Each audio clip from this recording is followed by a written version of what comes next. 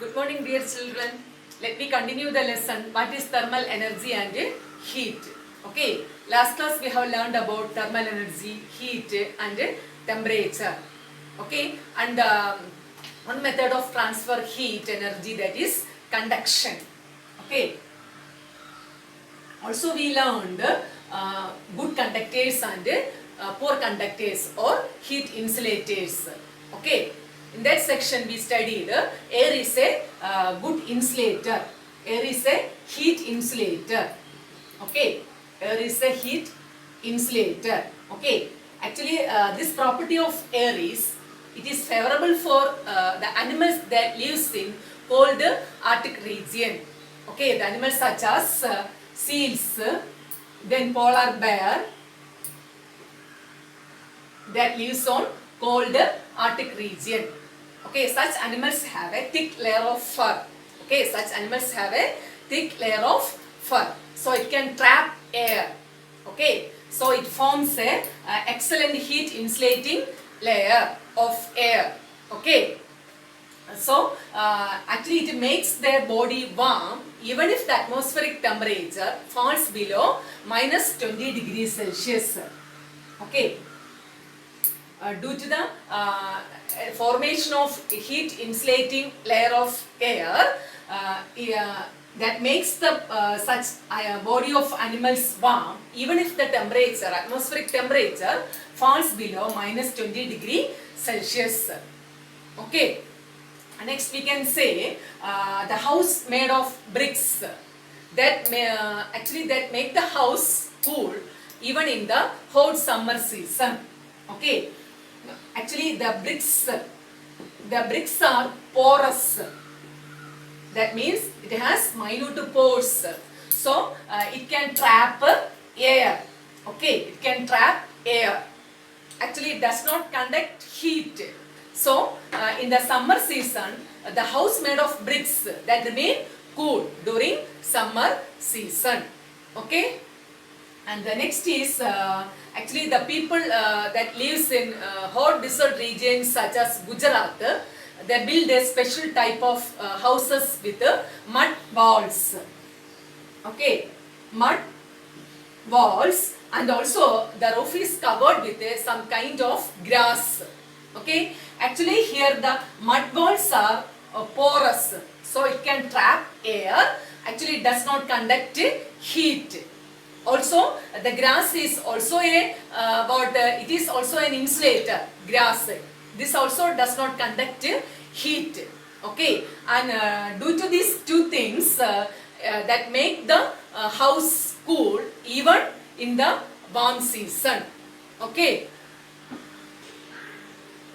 Okay, these are certain applications of conduction. Okay.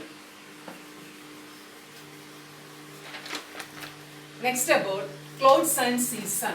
Okay. How the color of clouds, that is related to season. Okay.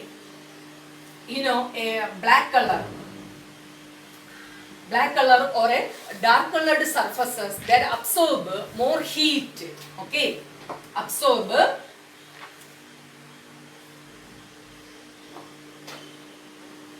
more heat and warm quickly. Okay. Black color or dark colored surfaces absorb more heat and warm quickly. When we consider a light colored surface actually reflect more heat and it become cool. Okay. A black color or a dark colored surfaces absorb more heat and warm up quickly. But when we consider light colored surfaces, it reflects heat and become cool. That is why it is advised to wear dark colored clothes during winter and light colored clothes during summer. Okay. The next is how does a woolen garment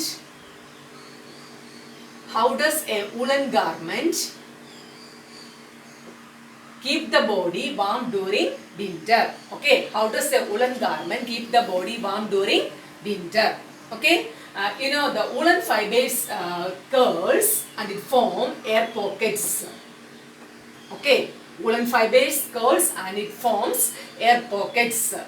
Okay, and the air trapped by the woolen garment is made warm by the heat from the body. Okay, the air trapped by the woolen garment is made warm by the heat from the body. This makes the body warm. Okay, this makes the body warm. Moreover, the woolen garment is a poor conductor of heat. Okay, the woolen garment is a poor conductor of heat. Okay, and it does not let the heat from the body and to escape, and also it prevents cool air to reach the body. Okay, being a poor conductor of heat, woolen garment does not let the heat to escape from our body or to reach cool air from the surroundings to our body. That is why, or in this way, the woolen garment keeps the body warm during winter. Okay, in this way, woolen garment keeps the body warm during winter. Okay. Next, the second mode of heat transfer is actually convection. Okay, we already studied in the last class the first mode of heat transfer, that is the process of conduction. Okay, actually conduction is a mode of heat transfer that takes place in the case of solids. Okay, and here the process of convection that takes place in the case of fluids. Okay, that is the mode of heat transfer in fluids is actually convection. Then what do you mean by fluids? These liquids and gases are called fluids. Okay, liquids and gases together called actually fluids. Okay, and here the convection is the mode of heat transfer that takes place in fluids from a region of high temperature to a region of low temperature. Okay,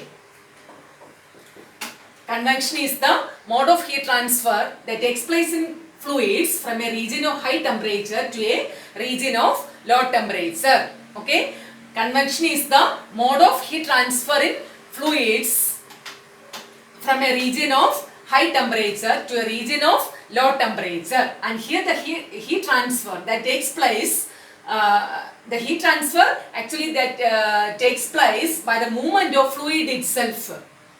Okay, and here in the case of convection, the heat transfer takes place by the actual movement of fluid itself. Okay, suppose when we heat water in a vessel, what will happen?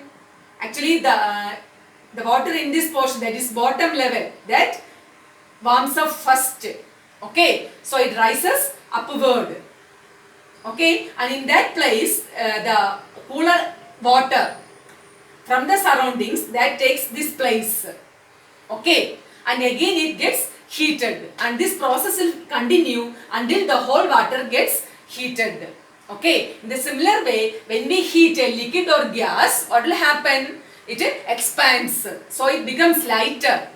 Okay, and rises upward. It becomes lighter and rises upward. Okay, and at the same time, the heavier and the cooler liquid from the surroundings that takes that place, and again it gets heated. Okay, and this results in convection currents. Okay, and it gives rise to convection currents. Okay, and through which the heat flows. Okay, through the convection currents the heat flows. Okay, and this process, the convection current, has some application. Okay, actually in coastal areas it results the breeze. Okay, the convection currents that results breeze in coastal areas. Okay, and this is of two types, that is land breeze and sea breeze. Okay, land breeze and sea breeze. Okay, let's see what is sea breeze. Okay, actually during daytime the land gets heated faster than the air above the sea level. Okay, during daytime the land gets heated faster than sea. Okay, so what happens here is the air above the land that rises upwards. Okay, that warms up and rises upwards. So the cooler air from the sea that rushes in that place. Okay, and this constitute what? Sea breeze. Okay, the cooler air from the sea that takes that place. Okay, and this results in sea breeze. Okay, during daytime the land heats up faster than the air above the sea level. So here the warmer air that moves upwards and the cooler air from the sea that rushes to that place, and this constitute sea breeze. Okay. The next is what is land breeze. Actually, during night the opposite happens. That means what happens here during night, the land cools faster than the air above the sea level. Okay, during night the land heat or the air above the land or over the land that cools faster than the air above the sea level. Okay, so here what happening is the cool air from the land that rushes towards the sea. Okay, actually that constitute what? Land breeze. Okay, during night time the air above the land that cools faster than the air above the sea level. Okay, so the warmer air above the sea level that rises upwards. Okay, so the cooler air from the land that rushes over the sea towards the sea, and this constitute what? Land breeze. Okay, that is about land breeze and sea breeze. Okay, so in the process of convection, actually that takes place in the case of fluids, and here it transfer heat from a region of high temperature to a region of low temperature, and the process of convection that takes place by the actual movement of fluid itself. Okay, that is about convection. And the third mode of transfer of heat is actually radiation. Okay, the last mode of transfer of heat is radiation, and here unlike conduction and convection, here the radiation process takes place without the contact between hotter object and the colder object.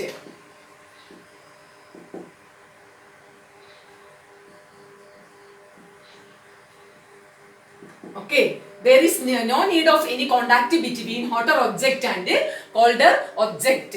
Okay, suppose if we are sitting indoors, we can feel the heat of sun, and also we can feel the heat of fire from a distance. Here there is no contact between the hotter object and the colder object. Okay, and this way of mode of transfer of heat is actually by the process of radiation. Okay, here in the process of radiation there is no need of any medium. In the process of radiation there is no need of any medium. Okay, without contact with the hotter object, the heat is transferred, or the transfer of heat actually takes place. Okay, and here the heat radiation from the sun that reaches earth through the process of radiation. The heat of the sun that reaches earth through the process of what?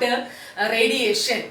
Okay, actually here the heat waves, the transfer of heat waves, actually that is called radiation. The heat actually that travels in the form of waves. Okay, and these are called actually radiation. Okay, the transfer of heat waves or the flow of heat waves, that is called radiation. Here there is no need of contact between the hotter object and colder object. There is no need of any contact between the hotter object and colder object. Okay, that is about the process. That is about the process of radiation. Okay, in the case of radiation, there is no contact between the hotter object and colder object. Okay, and here the radiation can move through vacuum. Okay, actually it is the empty space. The heat waves can travel through vacuum or empty space. Okay, that is about the process of radiation. Okay, without the help of a medium, the heat waves can travel through the process of radiation. Okay, that is about radiation. Okay. Next about thermos flask or vacuum flask. Okay, thermos flask or vacuum flask. Actually, what is the use of thermal flask? Actually, thermos flask, actually it is used to maintain the temperature of a liquid kept in it. Okay, actually thermos flask or vacuum flask is used to maintain the temperature of a liquid kept in it. Okay, that means suppose if we kept a hot water, it maintains us hot. Okay, or when we keep cold liquid, it remains as cold for a long time. Okay, that is the use of actually thermos flask. Okay, next about its construction.